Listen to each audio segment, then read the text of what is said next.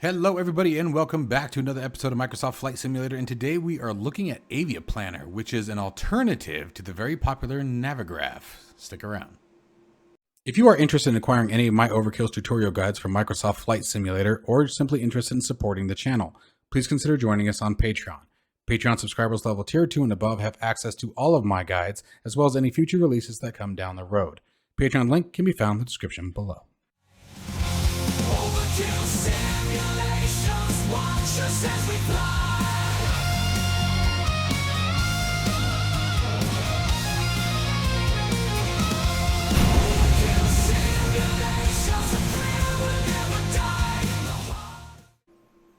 All right, you guys, so jumping right into it, AviaPlanner is, like I said, an alternative to Navigraph Charts. Now, one of the really cool things right off the bat, you guys, you get a 3-day free trial the second you set up with this, and then it is also significantly cheaper. For example, the yearly subscription is $30, where Navigraph comes in at right around $14 a month. So let me just throw this one out right now. This is nothing in comparison to Navigraph, okay? Now, I am not knocking it in any way, shape, or form. We're going to look through it. We're going to show you guys what they're going for here.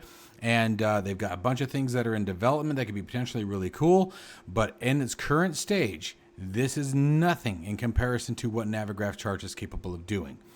But that doesn't mean that it doesn't have a purpose, and that doesn't mean that depending on what your flying style is and what you're looking for in the flight experience, that this won't do what you need it to do, with some caveats. So let's go ahead and get started here. So first off, you can see here you got this get started for free button, you guys. Here's its price plan. Let's get that right out of the gate right now.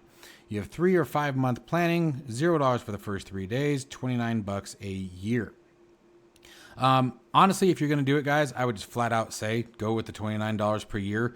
It's $30. You'll have it all year long. And as these kind of updates start coming in, you guys will obviously have those already available. So here's the catch. Route export, not checked. Weather and METAR and TAF, not checked. Fuel planning, not checked. Route and procedures, not checked.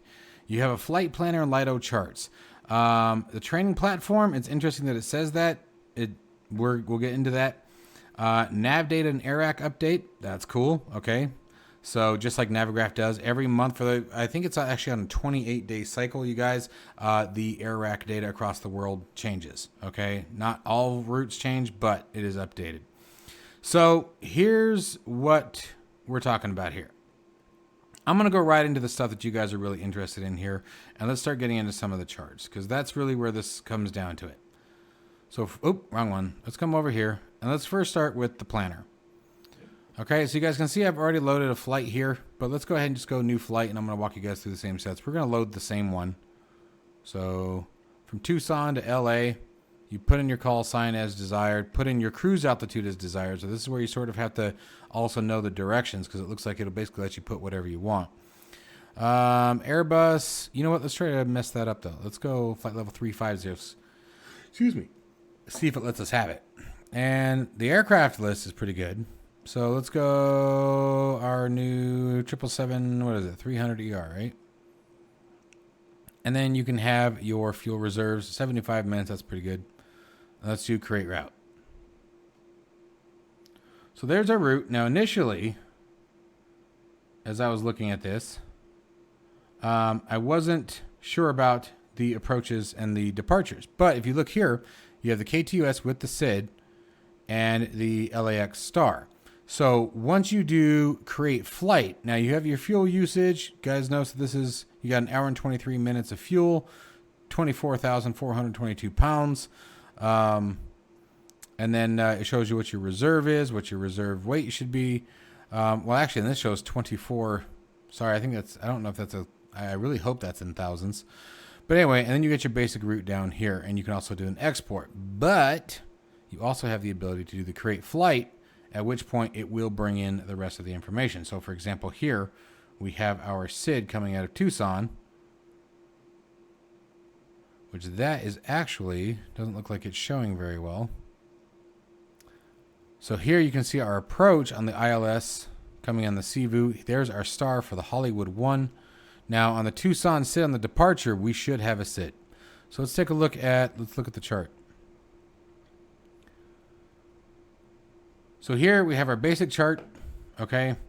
You can see where our different waypoints are. You have the Rosker, you have the Tucson. That's the Tucson SID. Excuse me. Gosh, I can't think right now. I don't know why. There you go. The Tucson 9. So there it is. Oh, it is there. I swear to God that said SID. I was just looking at the top line. So you get all the same information that you were getting before with Navigraph. Now, you're not going to have the aircraft following or anything like that. At least it doesn't look like it. But let's see. If we view route info, once again, there's everything else attached to it. Even got your fuel full distance. So it gives you a lot of the information. But now let's see if we can't dive in a little bit deeper here. So we can change the SID. This is nice too. So if you're using something like SimBrief, you could import it. Now here's the catch though. I'm going to tell you guys right now, unless you guys are very confident in plotting these and knowing what your SIDs and stars should be, in order to get the most out of SimBrief, you need the Navigraph subscription. So if you're going to get the Navigraph subscription, you might as well use Navigraph because Navigraph is going to do all this for you. This tool has a long way to go, guys. But let's go into our airport information. So let's see what we can find here. Here, we're going to come back to KTUS, and let's see if we can get our taxi routes. It's Tucson International Information. Let's go for charts. Airport chart.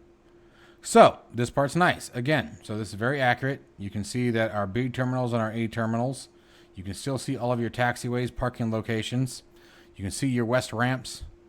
See here, that should be the north ramp. I wonder why it's not labeled there. It's got all the same information, but again, you're not going to have any kind of integration as far as I can tell that I've been made aware of yet. I haven't seen any kind of integration with the simulator that's going to track the aircraft position. So it is nice, but like if we come down here to the training, or you can go to the nav data, under development, training, under development. So I'm not sure why those showed up on the yearly purchase plan. That was kind of interesting to me. If we come back in here, looks like we have to create the flight again.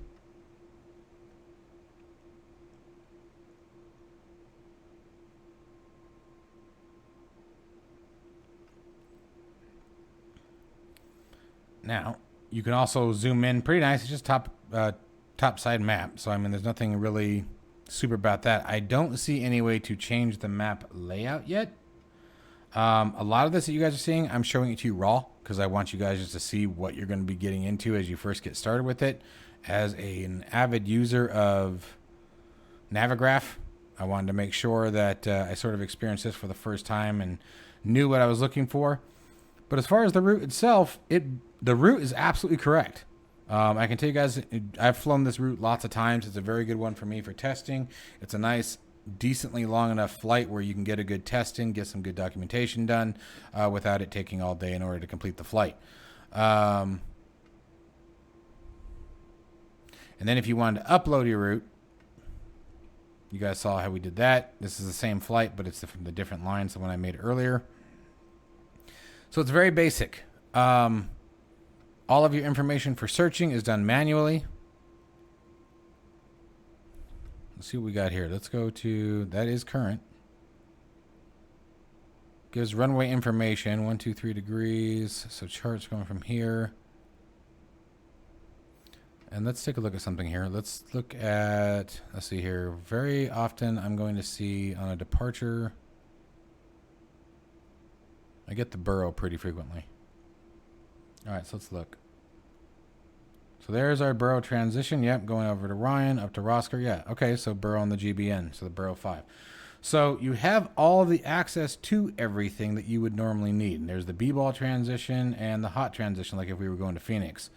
So it's going to require a lot more legwork on your part if you guys are going to use this. And again, I am not shooting this down in any way, shape, or form. I know there are a lot of people who do not like the subscription cost that comes with Navigraph Charts. And I get it. All right. For me, I'm all about simplicity. For me, the subscription is worth it, especially given the fact that with Navigraph, you have all of your VFR charts, you have flight following, flight tracking from the sim. You can import directly from SimBrief. You can create your flight plan directly from Navigraph, and it still gives you all of your fuel loadout and things like that. So that's going to be another thing is, for example, loading your fuel. Now, that is something that they have stated. You guys saw on the initial pricing page. It is in development. Okay, so it is coming. But at the moment, there is no fuel planning. So you're going to have to sort of either use external sources or use your best guesses or calculate that yourself on how much fuel to load into the aircraft. But it's hard to say. So I am going to be trying this out live in the sim, but I wanted you guys to be aware that it is out. And the thing that I like the most about it is it's a 3-day trial. So I didn't see a need to showcase it inside the simulator yet, as of urgently. I wanted you guys to know it was out there. The free 3-day trial is a big one. And that is something that I do not believe that Navigraph offers in any way, shape, or form, if memory serves. I don't think there's a free trial, but I've been with Navigraph for so many years now that, I mean, there's just no stopping me on that point. So anyways, guys, that's pretty much it. Short and sweet video. There isn't much else to the software as of yet. It is very interesting. It also shows the option to use the web version. I don't see anywhere to download a thick client. Let's go here.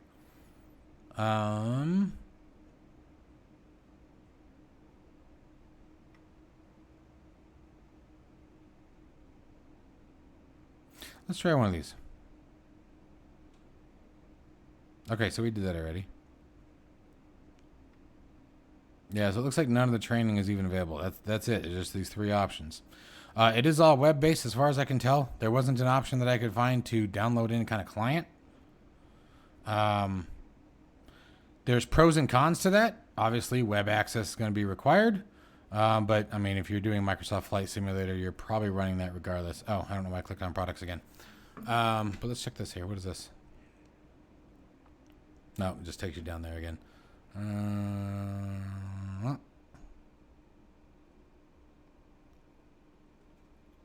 Yep. Okay. So the nice thing about web access, though, is that any device that you have, just like with Navigraph Charts, though, Navigraph has it too. Literally any device that you have with a web browser can be used with this as well. So I hope you guys found this video useful. I hope it gives you something to think about. Even if you are a Navigraph user, guys, jump in, you know, at least give some feedback. Here's the thing. Competition is always a good thing. Competition drives innovation and also drives a much more fair market. So if pricing is a concern, you guys think that, you know, some competition would bring some of that pricing down, this is the best way to do it, is by getting some competition in Navigraph. Right now, in its current state, I would say it is a nice start, but it is still absolutely no competition to what Navigraph offers. So please keep that in mind. I will stand by what I said in the beginning. It is a good start, but it is not competition to Navigraph of yet, in my personal opinion. However, I commend the developers. I hope they continue to do it. I will continue to use it. I will continue to try it, and I will be purchasing the yearly subscription, even though I am a Navigraph user. So let's see what happens, guys. Let me know what your thoughts are down below, especially if you guys have tried it out. Don't forget to join us on the Discord. Hit that like and subscribe. Stay safe and healthy, and I'll see you in the next one.